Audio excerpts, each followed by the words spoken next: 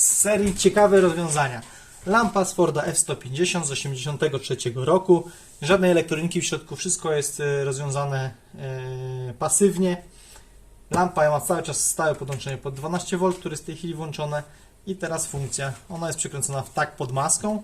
Podnosimy maskę, czyli zmieniamy jej kąt. Lampka się zapala. Opuszczamy maskę, lampka gaśnie. Czy na dziurach się zapala? Może czasami coś mignąć. Kolejne fajne rozwiązanie. Jeśli potrzebujemy sobie doświetlić jakieś inne miejsce pod maską, to to wszystko jest na wysięgniku. Mamy dużo kabla. Można sobie ten kabel wyciągnąć. Tu jest magnes, przyczepiamy tą lampkę gdzie chcemy.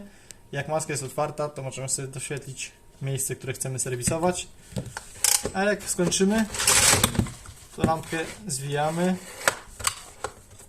i wkładamy z powrotem. Pozdrawiam.